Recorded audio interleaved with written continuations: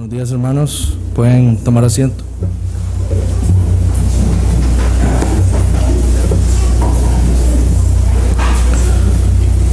Abramos nuestras Biblias en Lucas capítulo 12.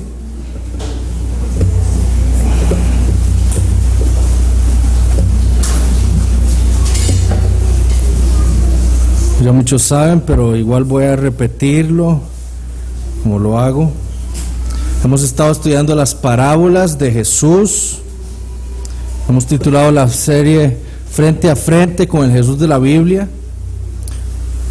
El propósito de la serie es que nosotros nos enfrentemos con las enseñanzas de Jesús con respecto al reino de Dios. Ese fue el propósito de Jesús al enseñarle a las multitudes y especialmente a sus discípulos en parábolas, el reino de Dios, algún aspecto del reino de Dios. Nosotros en este momento nos encontramos en la entrada de un pecador al reino de Dios. ¿Qué fue lo que Cristo enseñó? ¿Cómo es que un hombre entra en ese reino? Entonces, es importante para nosotros saber y enfrentarnos a esas verdades que Cristo enseñó. Vimos la parábola del sembrador, cómo es que Dios hace nacer de nuevo un hombre y lo trae, lo injerta en su reino. Cómo es que Dios cambia el corazón de ese hombre y lo hace una nueva criatura para darle la fe en Jesucristo que él necesita para ser salvo.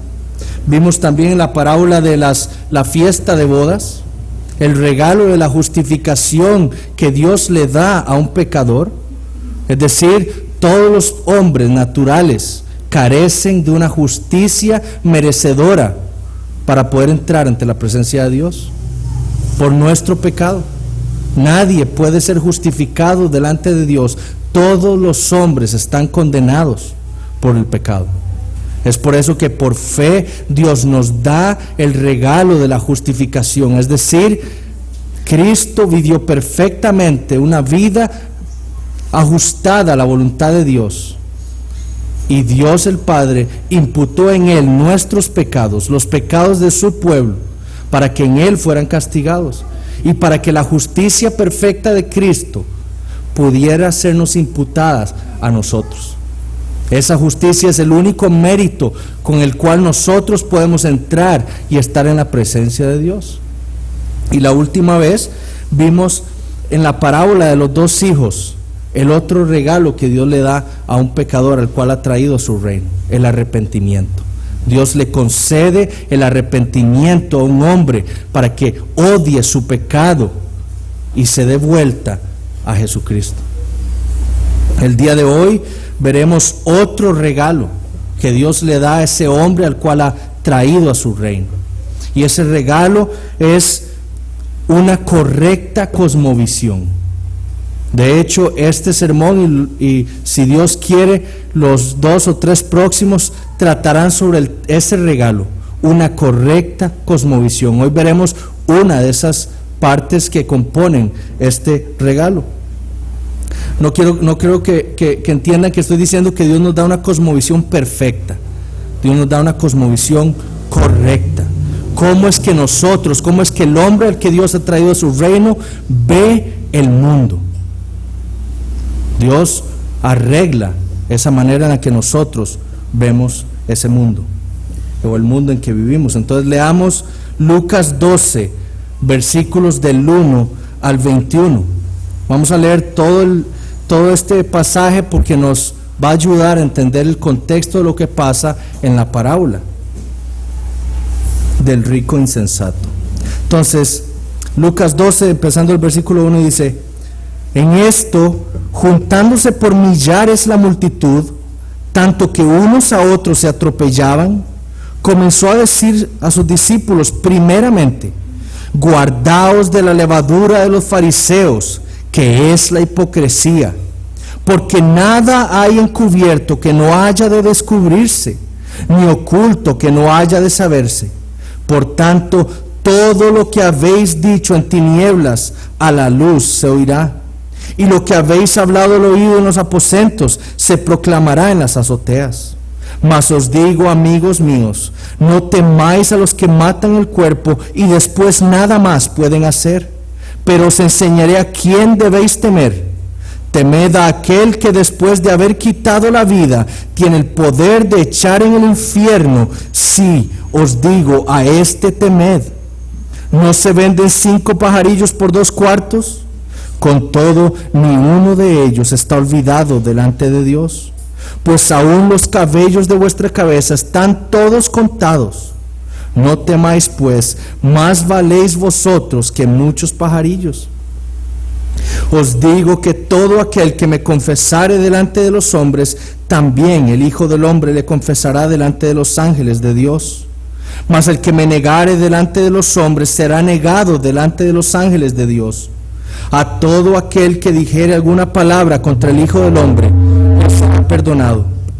Pero al que blasfemare contra el Espíritu Santo, no le será perdonado. Cuando os trajeren a las sinagogas y ante los magistrados y las autoridades, no os preocupéis por cómo o qué habréis de responder o qué habréis de decir, porque el Espíritu Santo os enseñará en la misma hora lo que debéis decir. Le dijo uno de la multitud: Maestro, di a mi hermano que parta conmigo la herencia. Mas él le dijo: Hombre, ¿quién me ha puesto sobre vosotros como juez o partidor? Y les dijo: Mirad y guardaos de toda avaricia, porque la vida del hombre no consiste en la abundancia de los bienes que posee. También le refirió una parábola diciendo: La heredad de un hombre rico había producido mucho, y él pensaba dentro de sí diciendo: ¿Qué haré? Porque no tengo dónde guardar mis frutos. Y dijo: Esto haré: derribaré mis graneros y los edificaré mayores, y allí guardaré todos mis frutos y mis bienes. Y diré a mi alma: Alma, muchos bienes tienes, guárdalos para muchos años, repósate, come, bebe, regocíjate. Pero Dios le dijo: Necio, esta noche vienen a pedirte tu alma, y lo que has provisto, ¿de quién será? Así es el que hace para sí tesoro y no es rico para con Dios. Oremos, hermanos. Padre Santo, venimos en esta hora, Señor, a clamar, Señor, por tu poder. Necesitamos que tú prepares nuestros corazones, prepares nuestra mente para poder recibir esta palabra que tú nos has dado para este día. Padre, que tu Espíritu Santo obre en este día poderosamente, Señor, en cada uno de nosotros, en los que son tu pueblo, Señor, que nos sometas a tu palabra, que nos hagas ver la verdad, que aumente ese conocimiento que tú quieres darnos de ti mismo. Y en aquellos que no te conocen, que no son tu pueblo, Señor, que tú, Señor, levantes a los que son tuyos, que les des vida, Señor, esa vida que solo tú puedes dar. Padre, bendíceme a mí y protege a mis hermanos. Pedimos igual por nuestro pastor Eric, que está junto con el hermano Ronnie y Álvaro predicando el Evangelio, Señor, en Nicaragua. Igualmente te pedimos por todos los hombres que alrededor del mundo, Señor, tú has puesto para predicar tu Evangelio. Bendice a todos y cada uno de ellos, Señor. En el nombre de Cristo Jesús. Amén. ¿Cuál es el contexto en el que ocurre este pasaje? Bueno, Jesús viene enseñándole a las multitudes acerca de la hipocresía. Jesús le ha enseñado a sus discípulos sobre la hipocresía de los fariseos, diciendo que Dios conoce todas las cosas y que en el día final todo será revelado. Nosotros podemos engañar a otras personas, pero Dios nadie lo puede engañar. Él conoce los corazones de cada uno de nosotros, y Jesús estaba enseñando eso. Todo será revelado en el día final. Luego nos enseña sobre el temor correcto. ¿A quién debemos temer nosotros? No debemos ciertamente temer a los hombres, que lo único que pueden hacer es dañar el cuerpo. Y los apóstoles entenderían esto mucho tiempo después, cuando ellos mismos fueran perseguidos y muertos a causa del Evangelio. Al que debemos temer es a Dios, el que es capaz de tomar la vida de un hombre y enviarla al infierno. Solo Él es capaz de hacer eso. Luego habla sobre aquellos que confiesan al Hijo, aquellos que se sienten fieles y que le han entregado su vida a Él. Sus nombres serán confesados delante de los ángeles de Dios. Y luego habla sobre la blasfemia con el Espíritu Santo. Ahora quiero hacerles ver algo. Yo estando parado aquí tengo una ventaja que ustedes no tienen. Yo puedo tener una perspectiva de cada uno de ustedes, o de la mayoría. Puedo darme cuenta si están tomando agua, si están comiendo algo, si están prestando atención, o si están pensando en otra cosa. Quizás algunos me estén prestando atención, pero están pensando, ojalá termine rápido para ir a ver el partido. O mira qué zapatos más bonitos trajo la hermana. Y no están prestando atención a lo que aquí se está diciendo. Pero hermanos, a Jesús le pasó lo mismo. ¿Cómo no me va a pasar a mí? Noten lo que ocurre en este pasaje. Noten lo que pasa en el versículo 13. Esto es lo que inicia la enseñanza de Jesús en su parábola. El versículo 13 dice: le dijo uno de la multitud: Maestro, di a mi hermano que parta conmigo la herencia.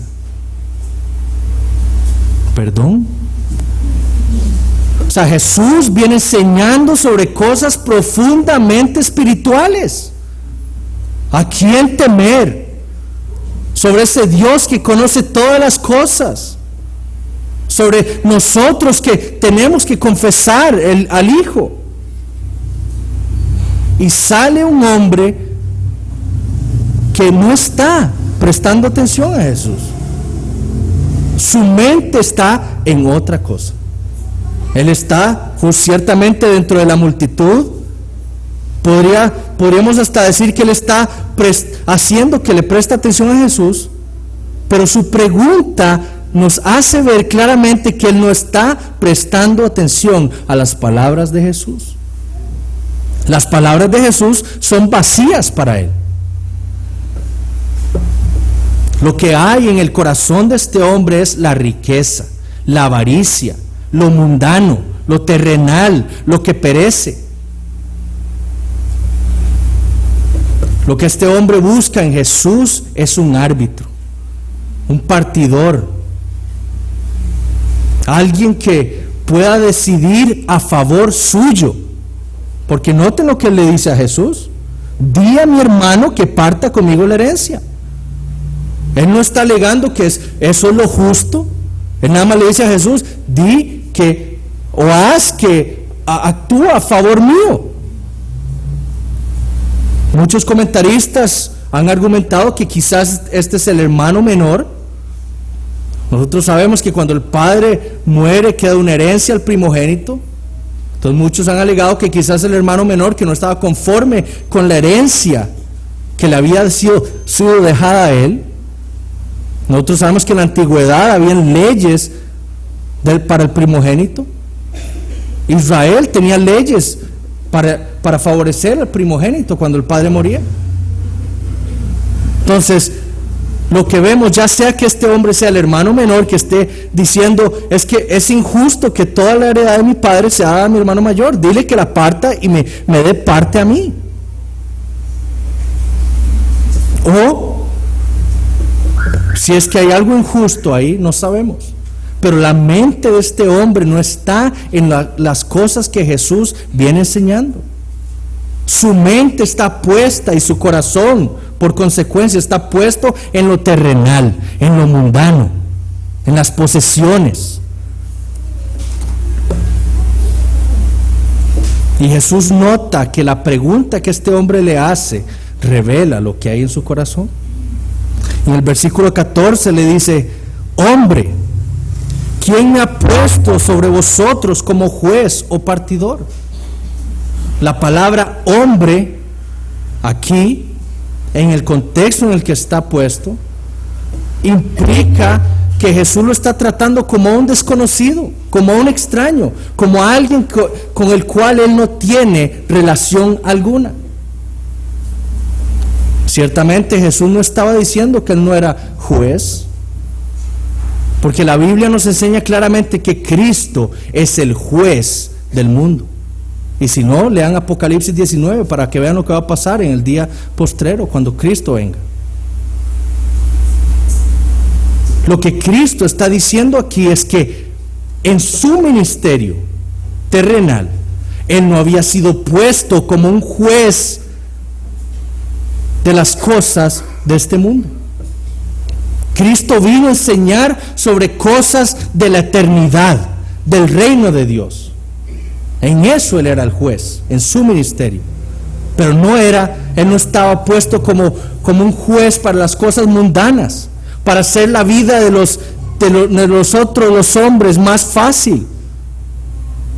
Él no vino a eso. Él vino a hacer una cosa más profunda, a enseñar cosas espirituales. Y esto es lo que incita la parábola, lo que hay en el corazón de este hombre. En el versículo 15, Jesús le dice a sus discípulos: mirad, guardaos de toda avaricia, porque la vida del hombre no consiste en la abundancia de los bienes que posee. Guardaos, estad atentos, abrid vuestros ojos.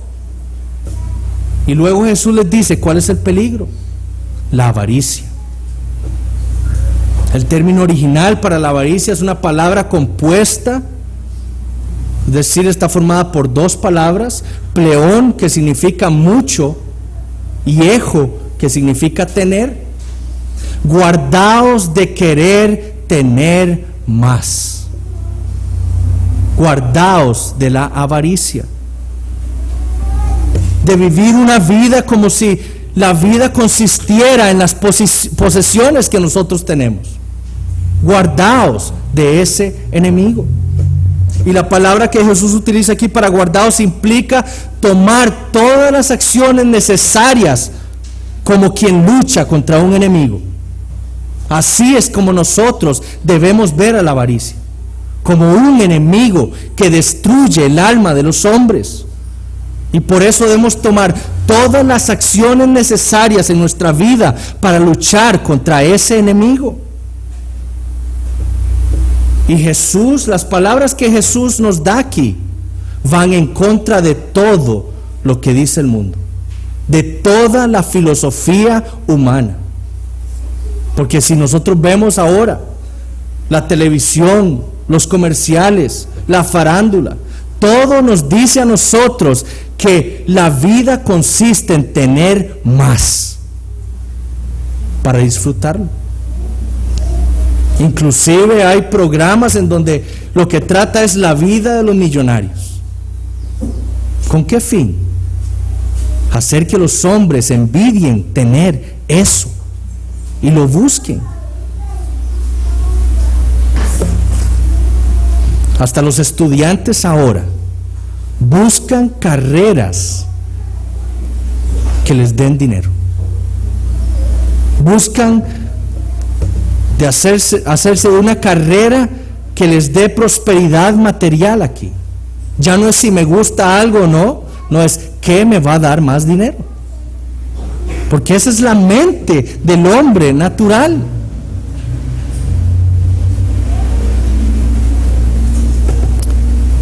Y el problema es que hasta en la iglesia se ha metido ese tipo de filosofía.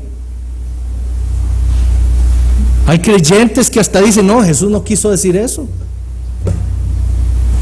Y tuercen las palabras de Jesús para acomodarlas a su manera de pensar. Hermanos, la vida no consiste en la abundancia de nuestras posesiones. La avaricia es un enemigo contra el cual debemos luchar. Porque si nuestra vida consistiera en las muchas cosas que nosotros llegásemos a adquirir, la avaricia tendría sentido. O sea, si en eso consistiera la vida. Pero el apóstol Juan en su primera epístola, capítulo 2, versículo 17, dice que este mundo va a pasar.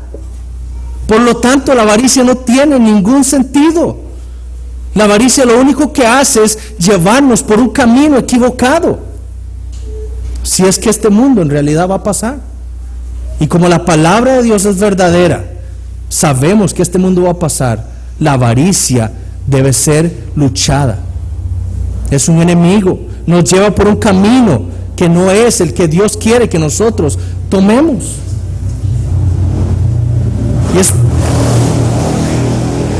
Y es por ello que Jesús hace una ilustración del peligro de vivir una vida llena de avaricia en los versículos 16 y 17. Jesús usa una parábola para enseñar ese peligro en la vida de un hombre.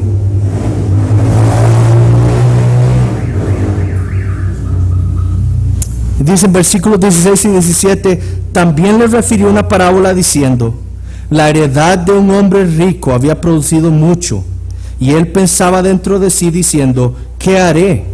Porque no tengo dónde guardar mis frutos. ¿Qué podemos decir de este hombre? Bueno, en la práctica, él es un ateo. Este hombre podría decir y afirmar que él cree en Dios, pero en su vida se comporta como un ateo. En su mente, en sus decisiones, no está presente Dios. Dios no es el factor determinante en su vida, es Él y su corazón. Noten que él ignora la fuente de su riqueza. ¿Quién fue el que le hizo rico a él? ¿Quién fue el que le hizo próspero materialmente?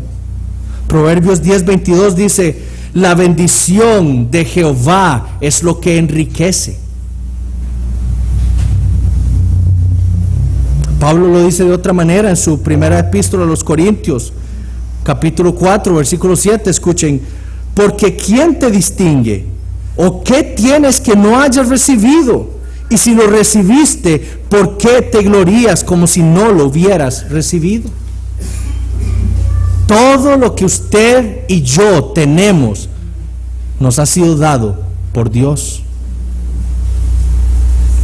Pobreza, riqueza, todo viene de Dios. Y por todo debemos darle gracias a Él. Este hombre olvida la mano de Dios en su riqueza. Noten que dice, ¿qué haré? Bueno, ¿qué le podríamos decir a este hombre que debe hacer con todo lo que tiene? Primero, agradecer a Dios. ¿Qué haré? Diga, agradezca a Dios por lo que le acaba de dar, por la abundancia de las cosas que tiene, por la abundancia de sus cosechas y sus frutos. Vemos que él no ora ni siquiera para pedirle a Dios consejo para ver qué es lo que tiene que hacer con esta nueva prosperidad que ha tenido. Él no le ora a Dios. Él asume que él sabe qué es lo que tiene que hacer con sus posesiones. Lo que vemos en este hombre es que en lugar de buscar glorificar a Dios, lo que busca es aferrarse a lo que es suyo, supuestamente, a sus posesiones. Hermanos, ¿qué otra cosa podía hacer este hombre con estos nuevos frutos o esta nueva cosecha próspera que tuvo? Dárselo a los pobres. Él era rico ya, no tenía necesidad de todas esas cosas. ¿Por qué no se lo dio a los pobres? Pero el corazón de este hombre, su amor por las riquezas, su amor por la avaricia, decía, no, esto es mío, para mí. Este hombre es la definición del egoísmo. Si nosotros, la palabra egoísmo viene del latín, que quiere decir la práctica del yo. Este hombre era un egoísta. Él vivía para sí mismo, vivía para satisfacer su ego. Todo lo que él tenía era para él, nada más. Y noten que esto es cierto en los versículos 18 y 19. Dice, y dijo, esto haré: derribaré mis graneros y los edificaré mayores, y allí guardaré todos mis frutos y mis bienes. Y diré a mi alma, alma, muchos bienes tienes guardados para muchos años, repósate, come, bebe, regocíjate. Él no piensa en nadie más que él. Le sobran las cosas y lo que hace es hacer graneros más grandes para que le quepa lo que tiene. ¿Por qué no puede darlo? Porque en su corazón hay un amor por las cosas materiales, por lo mundano. Noten el énfasis de sus palabras: haré, derribaré, edificaré, guardaré, diré. Todo es como si fuera él. Él es el centro de su universo. Su mundo se mueve alrededor de sí mismo. Ahora noten el uso del pronombre posesivo, mí o mío. Hasta dice, y diré a mi alma. Este hombre es un ateo. Puede decir y afirmar lo que sea, pero este hombre no cree en Dios. Ezequiel 18:4 dice, he aquí que todas las almas son mías.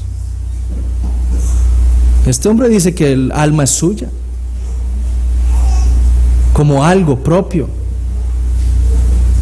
Nosotros muchas veces decimos mi alma, alma mía, pero el creyente sabe algo que este hombre desconoce: que el alma no nos pertenece a nosotros, le pertenece a Dios. Este hombre ciertamente niega, o si dice a creer en Dios, lo niega con sus actos. ¿Y cuántas veces nosotros no hemos hecho lo mismo? Se nos ha olvidado darle gracias a Dios por nuestro trabajo, nuestros esposos, esposas, nuestros amigos, hijos, por nuestros hogares, por la comida que tendremos hoy. ¿Cuántas veces nosotros nos hemos comportado como ateos?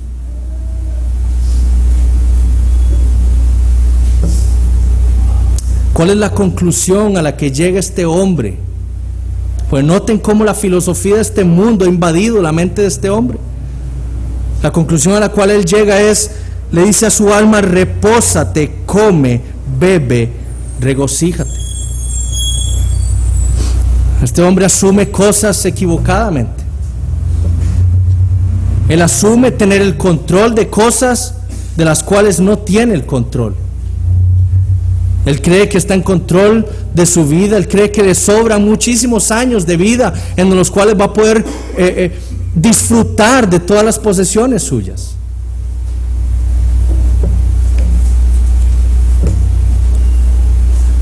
Y no es así como viven muchas personas que creen que porque tienen 20, 25, 30 años todavía me faltan 40.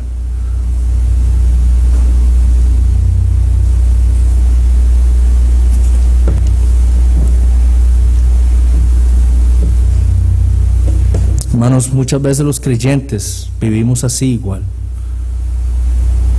Creemos que lo que tenemos es nuestro, que lo podemos disfrutar, que la vida es nuestra.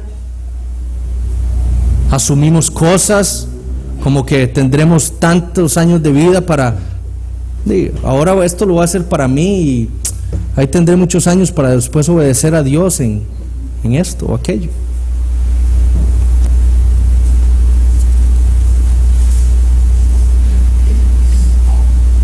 Y el problema de nuestros días es las falsas enseñanzas dentro de la iglesia. Hermanos, el evangelio de la prosperidad es un enemigo del cristianismo. Y lo terrible es que la gente no lo pueda ver. Porque el evangelio de la prosperidad lo que le dice a los hombres es, a los creyentes, si es que hay creyentes, muchos en estas iglesias, le dice a la gente, Viva el cielo secular ahora. Viva el mundo ahora. Nada más diga que usted cree en Cristo. Pero la búsqueda del evangelio de la prosperidad es las cosas de este mundo, la avaricia.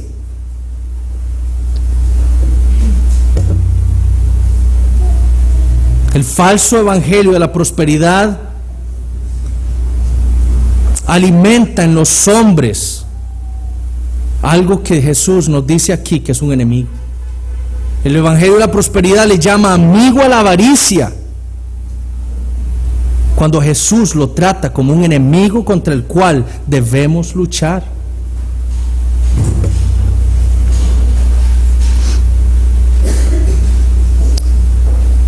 La realidad es que ninguno de nosotros sabe cuánto tiempo de vida tiene. Puede que en los próximos 2 segundos yo caiga muerto aquí. ¿Quién sabe? Nadie, solo Dios lo sabe. Vivir como si yo supiera que tengo o que estoy en control de mi vida es una estupidez y es pecado. Y utilizo esas palabras por lo que Jesús dice en el versículo 20.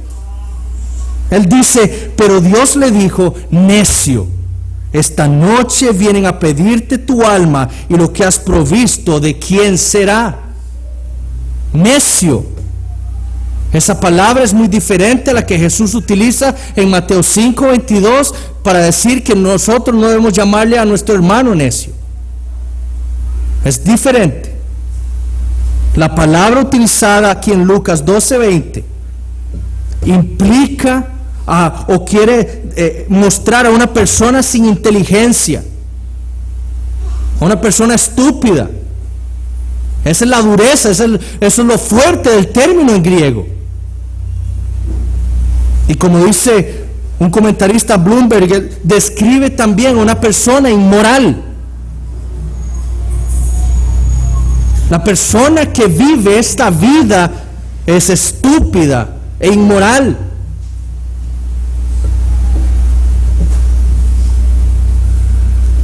Porque una persona necia es aquella que ignora la mayor realidad de este universo, a Dios.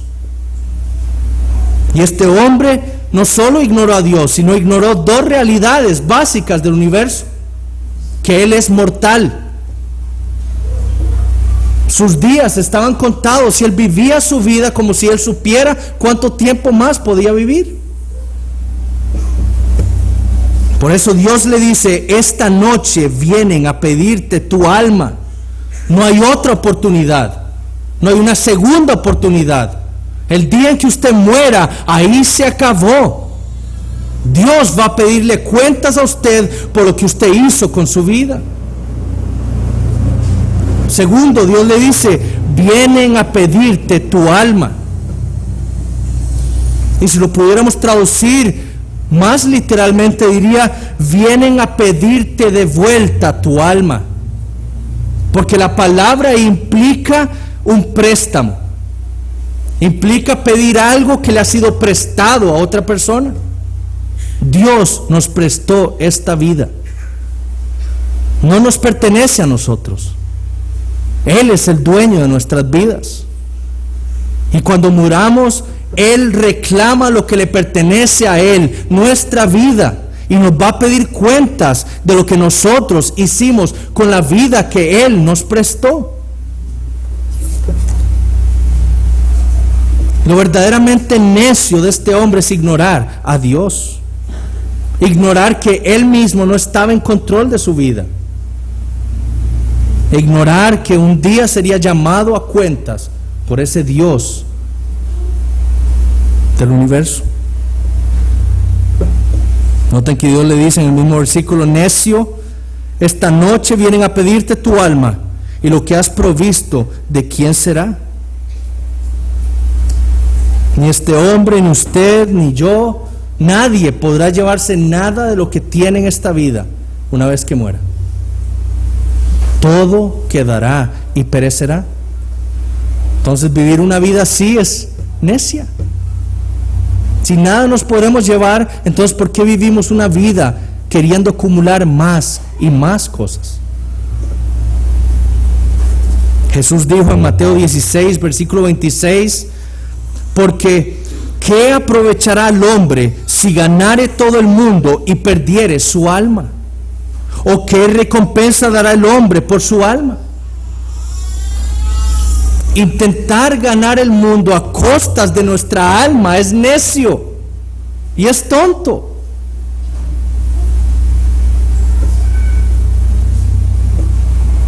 Ahora, ¿cómo concluye Jesús su parábola? Versículo 21. Así es el que hace para sí tesoro y no es rico para con Dios. Hacer para sí tesoro quiere decir usar las riquezas o usar las cosas que Dios le da a cada uno de nosotros con el fin de satisfacer la carne. Significa acumular riquezas para hoy, para vivir para el mundo, o significa hacer o tener cosas para vivir para mí, para satisfacer mi yo, en el egoísmo. Por el contrario, ser rico para con Dios es vivir una vida sirviéndole a Él. En ello está la verdadera sabiduría. Contrario al egoísmo es el teísmo. Es la práctica de Dios, o vivir nuestra vida para Dios. Ese es el verdadero teísmo.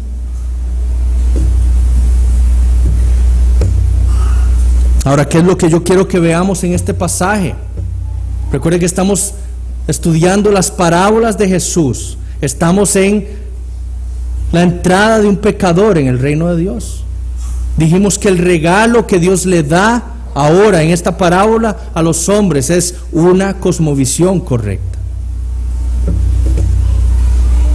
¿Qué ocurre cuando Dios le abre los ojos espirituales a un hombre?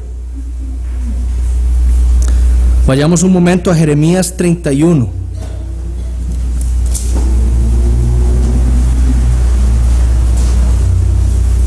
Jeremías 31, versículos 31 al 34.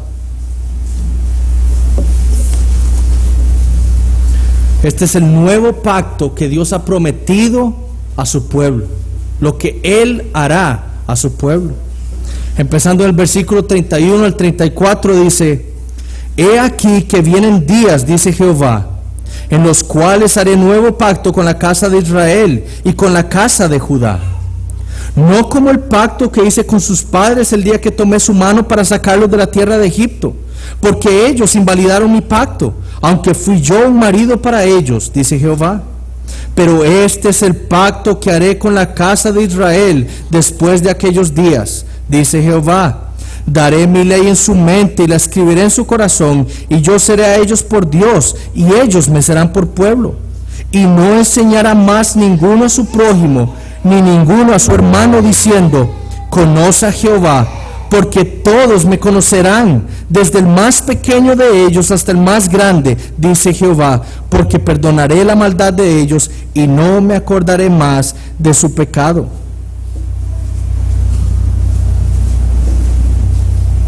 Cuando Dios trae un hombre a su reino, no solo este nuevo pacto no solo incluye un nuevo corazón,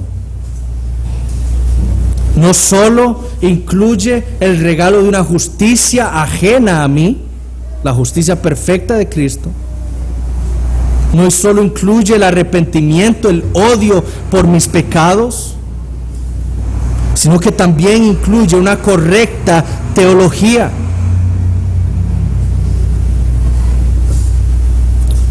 Gresham Machen decía que el conocimiento de Dios es la base de la religión. ¿Y qué es lo que enseña Jesús con respecto a Dios en esta parábola? La soberanía de Dios.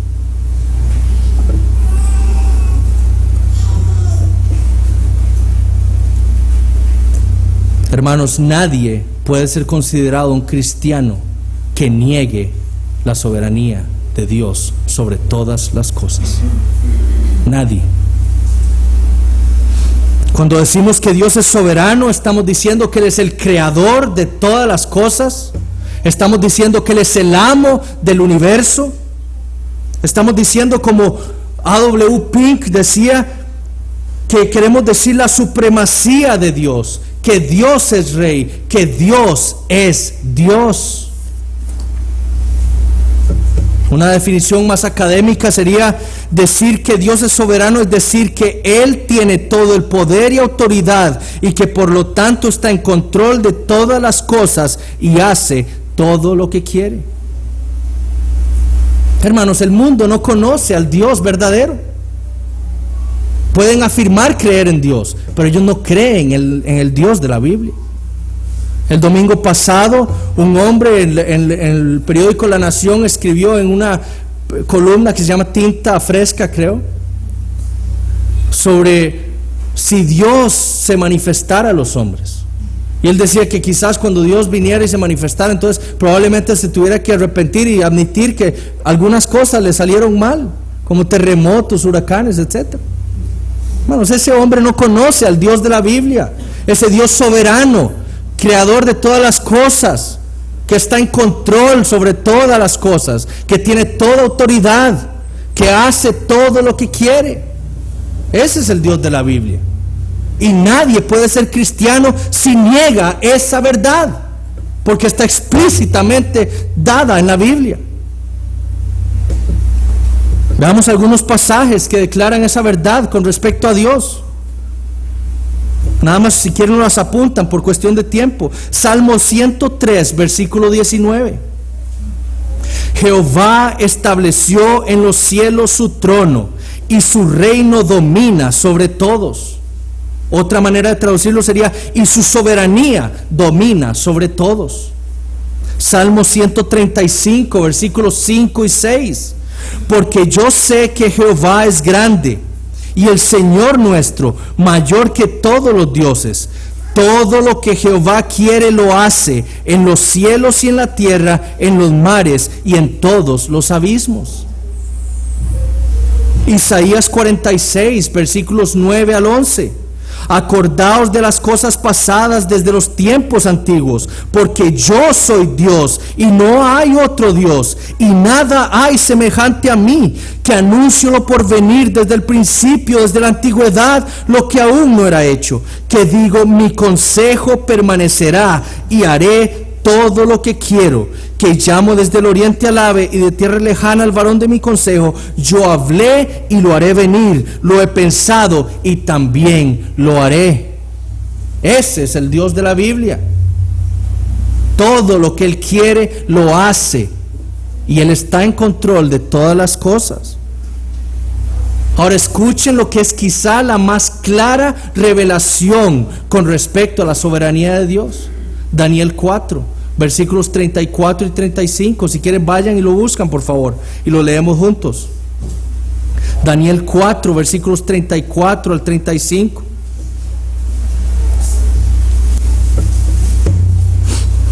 Estas son las palabras de Nabucodonosor, un rey pagano, cuando Dios se manifestó a él. Versículo 34. Mas al fin del tiempo yo, Nabucodonosor, alcé mis ojos al cielo y mi razón me fue devuelta. Y bendije al Altísimo y alabé y glorifiqué al que vive para siempre, cuyo dominio es sempiterno y su reino por todas las edades. Todos los habitantes de la tierra son considerados como nada. Ustedes y yo somos considerados como nada por este Dios soberano y poderoso. Y Él hace según su voluntad en el ejército del cielo y en los habitantes de la tierra, y no hay quien detenga su mano y le diga: ¿qué haces? ¿Les suena duro o abusivo? Este es el Dios de la Biblia, al Dios al que todos nosotros, todos los hombres deben someterse. Ahora hay dos problemas que yo quiero discutir aquí con ustedes, que los vemos en este pasaje. Primero, el ateísmo. Porque los ateos son aquellos que niegan la existencia de un Dios personal, de un Dios creador, de un ser supremo por sobre todas las cosas. Ellos afirman que el universo fue creado por algunas circunstancias que se dieron en un momento específico del universo. Algunos de los más ardientes científicos dicen que hasta ellos no saben cómo fue que se inició el universo. Lo único que saben es que no fue Dios.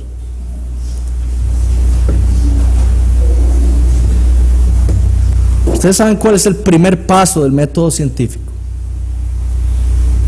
El método científico son una serie de técnicas utilizadas o de principios para estudiar ciertos fenómenos naturales. Y el primer paso es la observación. ¿Quién estuvo en el principio para ver cómo se dio origen al universo? Nadie. Los científicos y los ateos violan sus propios principios científicos con el fin de negar la existencia de un Dios creador. Y el principal problema con el ateo es que si ellos dicen que Dios es el creador de todas las cosas, eso implica que nosotros debemos someternos a Él. Hermanos, Christopher Hitchens, uno de los más ardientes ateos, ha escrito gran cantidad de libros en contra del cristianismo. Él públicamente ha dicho que lo que dice la Biblia es que este Dios es soberano por sobre todas las cosas, solo que él no puede creer en ese Dios. Pero la Biblia es muy clara con respecto a Dios. Si Él es el creador de todas las cosas, implica que Él es el amo de todo y que todo en la creación debe sujetarse a Él. Un Dios como el que le fue revelado a Nabucodonosor es inaceptable para estos ateos. Pero si Dios es Dios, Él debe ser soberano. ¿Qué ocurre hoy en día? Escuchen lo que dice nuestro amigo Guillermo Green en su libro Alerta Roja. Es común oír hoy: ya no hay temor de Dios. La frase acierta. Si bien no todas las personas en el siglo anterior eran verdaderos creyentes, sin embargo muchos creían por lo menos en un juicio final, y esto servía para frenar la violencia y la maldad. Hoy las nuevas cosmovisiones descartan por completo un Dios y un juicio final. Por tanto, ya no hay temor de Dios. Hemos cambiado paradigmas, hemos cambiado de cosmovisión. Un Dios personal que pedirá cuentas ya no forma parte de nuestros pensamientos. Ahora los pandilleros matan y roban con conciencia limpia, pero no solo los pandilleros. Muchos en la población mienten, roban, fornican y viven vidas muy alejadas de las normas de Dios, sencillamente porque no temen ni creen en la existencia del Dios bíblico. Y él dice: hemos cambiado de cosmovisión. Yo argumentaría diferente. Yo diría que los hombres hacen todas esas cosas precisamente porque su cosmovisión natural no les ha sido cambiada. Para el hombre natural lo más importante es el yo.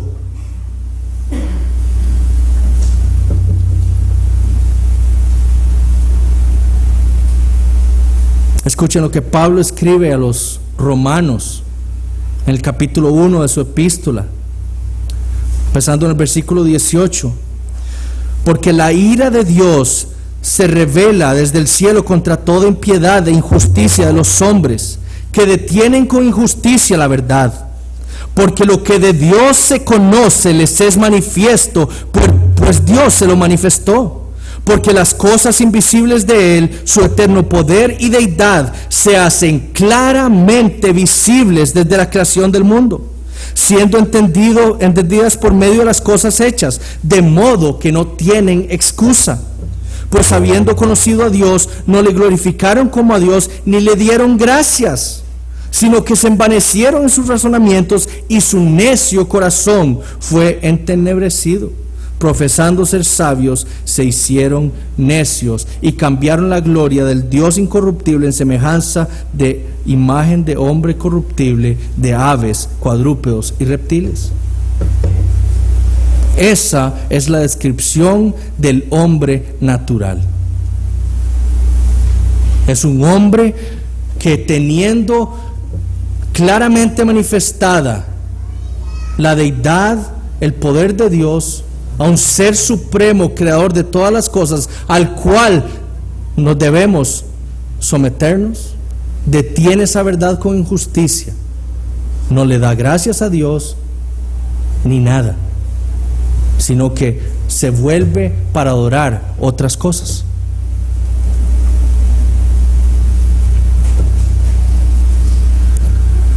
Hermanos, en el hombre natural, en su mente está, en el centro de su vida está el propio yo. El hombre natural es antropocéntrico, es decir, se centra en el hombre, es un ser humanista. Ese es el hombre natural. Y la idea de que el hombre es el centro del universo no nació en el Renacimiento. El antropocentrismo nació en el Edén. El pecado que Adán trajo al mundo fue un cambio de cosmovisión, en donde Dios ya no era el centro del universo, en donde Dios ya no era el soberano, sino que era el hombre el centro del universo y era el hombre el soberano sobre su vida. Eso fue parte de lo que ocurrió en el Edén. Un cambio de cosmovisión. Dios dejó de ser el soberano, ahora soy yo el soberano de mi vida. Ya el hombre no vive para agradecer a Dios por todas las cosas que le da, sino vive para glorificarse él mismo por las cosas que él cree que ha logrado por su cuenta. El otro problema es la religiosidad o la falsa religiosidad. No sé cuántos de aquí han leído el libro La Cabaña. Levante la mano, ¿nadie? Ok, una. Gracias a Dios, solo uno. Porque ese es el peligro. Ese libro demuestra el peligro de las doctrinas humanistas en la iglesia. Este hombre dice ser un pastor, el autor de este libro, un cristiano. Y en su libro hace afirmaciones con respecto a Dios que son terriblemente diabólicas, con la idea de tratar la igualdad de géneros. El Padre ahora no es un hombre, es una mujer negra. El Espíritu Santo es una mujer, una asiática. Y Jesús es un ser torpe. Pero además en este libro dice cosas como la siguiente, dice: nosotros, esto es la Trinidad hablando, respetamos estrictamente las decisiones de ustedes, los hombres. Así que operamos dentro de sus mismos sistemas, aun cuando buscamos liberarlos de ellos. Y dice, continuó Sarayú, que es supuestamente el Espíritu Santo: la creación ha sido llevada por un camino muy diferente al que nosotros deseábamos. Dios no está en control de todas las cosas, según nos manifiesta en este libro este hombre. El hombre es capaz de frustrar el decreto divino. ¿Por qué? Porque el hombre es soberano. Esta no es la descripción del Dios de la Biblia. Y luego, más adelante escribe: por ahora solo quiero que estés conmigo, le dice Sarayú al hombre, al protagonista, y descubras que nuestra relación no te exige nada, ni tienes que complacerme. No soy un ser abusivo, escuchen esto, una pequeña deidad egocéntrica y caprichosa que insiste en que se haga su voluntad. Este hombre no conoce la santidad de Dios, la gloria de Dios, y por eso dice cosas como esas. Porque si nosotros conocemos la santidad infinita de Dios, o por lo menos tenemos una conciencia de ello, sabremos que ese Dios lo único que buscará es glorificarse Él mismo. Porque si Él es lo mejor que existe, el mayor gozo que le puede dar a los hombres es manifestarse a ellos y manifestar esa gloria. Este hombre no conoce al Dios de la Biblia. Pero ¿por qué ocurre esto dentro del supuesto llamado cristianismo? Este es un problema de Occidente. Hablemos claro. Esto no puede ser hablado en África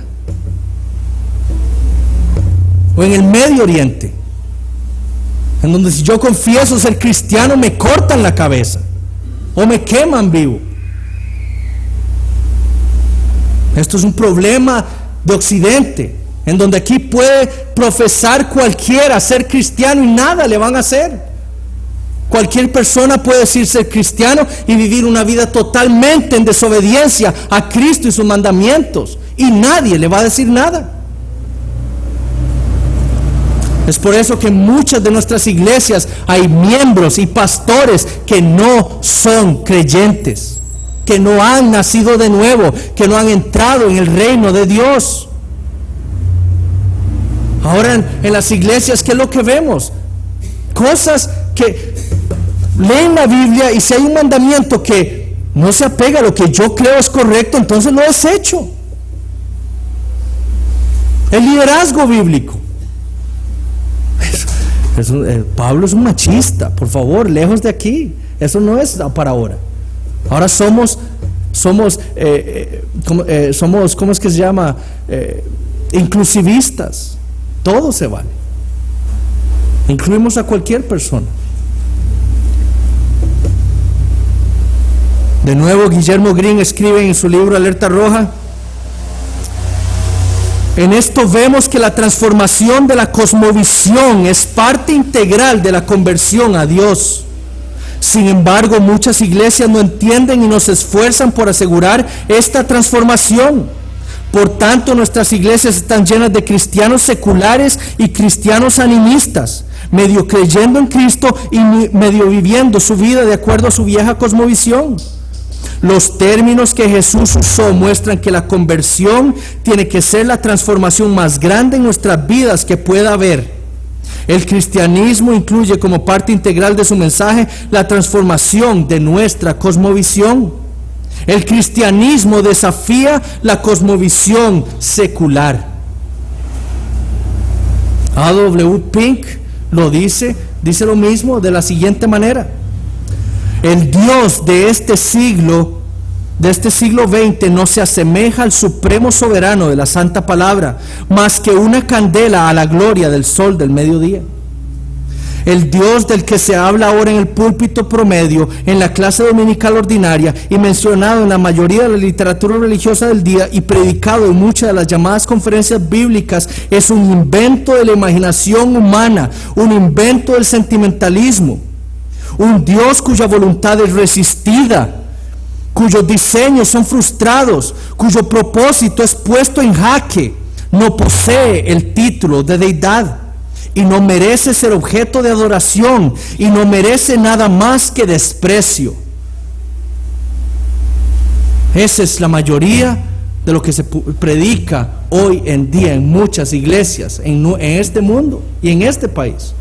Un falso Dios, un Dios débil, el cual el hombre puede frustrar su voluntad.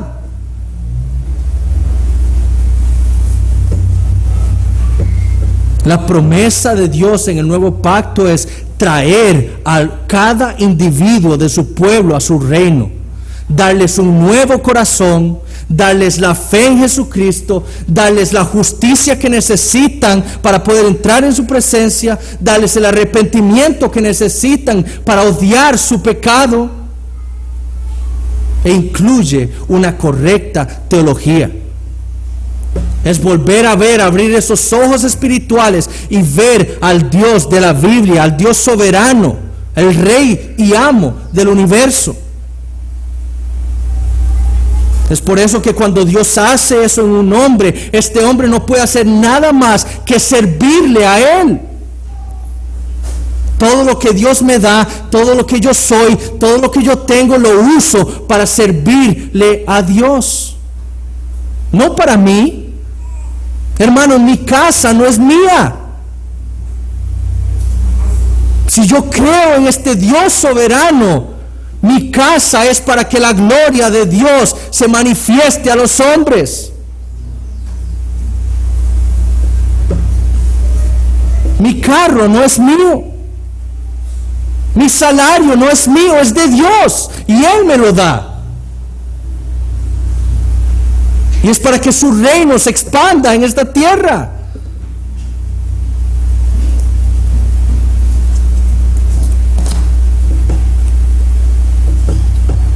Pero como muchos no conocen este Dios soberano de la Biblia, andan diciendo ser cristianos y viviendo una vida totalmente en desobediencia a Dios.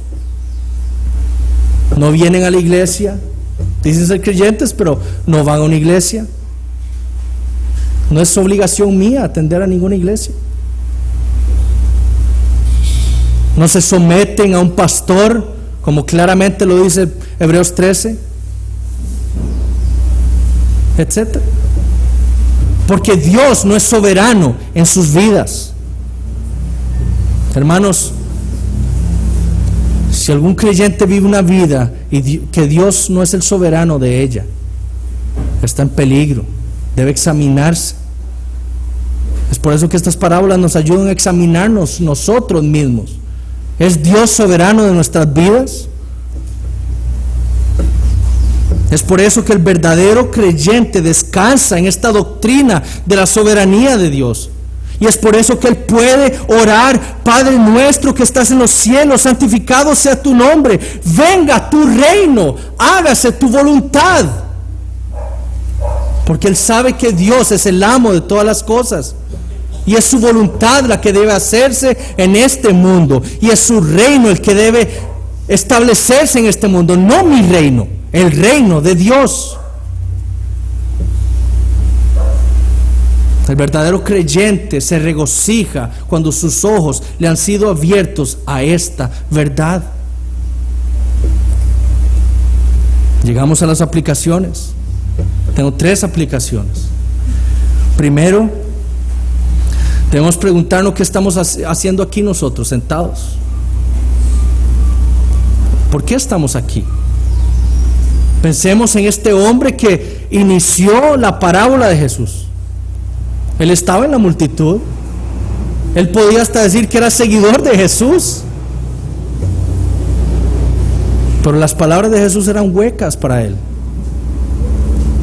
No le importaban. Su mente estaba en su reino, en su vida, en su yo. Entonces, ¿qué estamos haciendo nosotros aquí? Venimos para nutrirnos de la palabra, para aprender qué es lo que Dios quiere que nosotros hagamos de nuestra vida, o están entrando las palabras por aquí y saliendo por el otro oído. Estamos creciendo espiritualmente. Muchos creyentes podemos estancarnos espiritualmente, pero nunca podemos echar para atrás, hermanos. Tiene que haber siempre una marca de crecimiento espiritual en los verdaderos creyentes. Estamos viniendo aquí para escuchar las palabras de Jesucristo.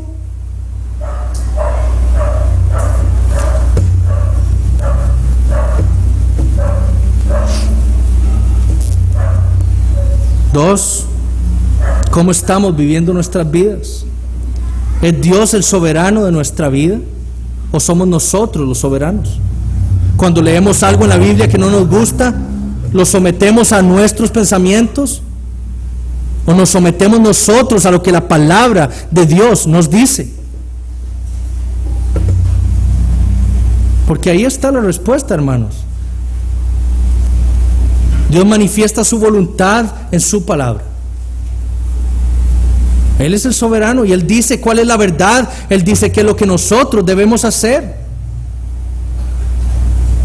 Pero si nosotros no acatamos, o cuando no acatamos un mandamiento de Dios, estamos diciéndole a Dios: tú no eres soberano sobre mí, soy yo. Hermanos, eso es un gran pecado.